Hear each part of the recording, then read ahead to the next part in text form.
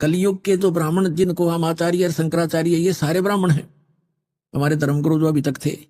तो इनके विषय में क्या कहा है कि जो सतयुग त्रेता द्वापर में जो राक्षस हुआ करते इसे स्वभाव के तो हमारे ब्राह्मण हो गए, तो अन्य जनता का क्या हाल होगा।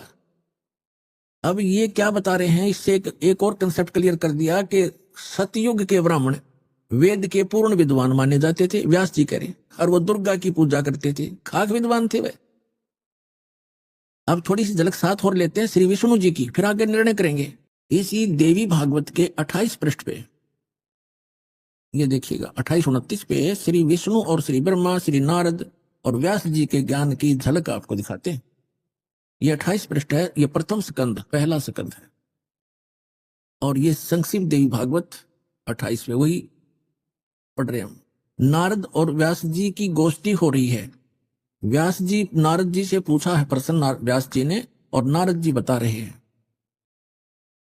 नारद जी ने कहा, महाभाग व्यास जी, तुम इस विषय में जो पूछ रहे हो ठीक यही प्रश्न मेरे पिताजी ने भगवान श्री हरि से किया था।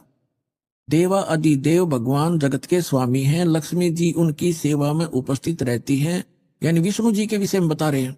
दिव्य कोष्ठमणि उनकी शोभा बढ़ाती है, वे शंख चक्र गदा लिए रहते हैं, पीतांबर धारण करते हैं, 4 भुजाएं,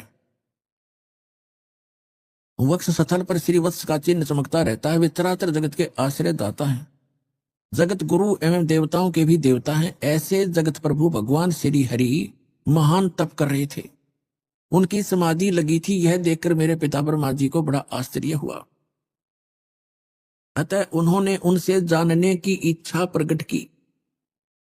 ब्रह्मा जी ने पूछा, प्रभु आप देवताओं के अध्यक्ष, जगत के स्वामी और भूत भविष्य एवं वर्तमान सभी जीवों के एकमात्र शासक हैं।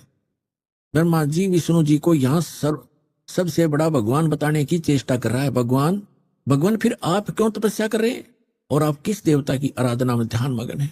मुझे असीम आश्चर्य तो यह हो रहा है कि आप देवेश्वर एवं सारे संसार के शासक होते हुए भी समाधि लगाए बैठे हैं।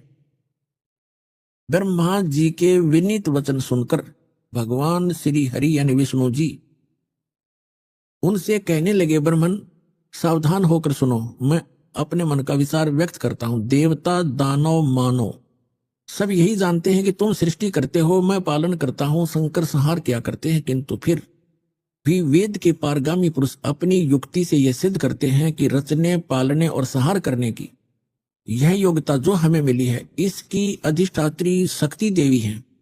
वे कहते हैं कि संसार की सृष्टि करने के लिए तुम में राजसी शक्ति का संचार हुआ है, यानी ब्रह्मा जी रजगुण है, ये सिद्ध होता जा रहा है, और मुझे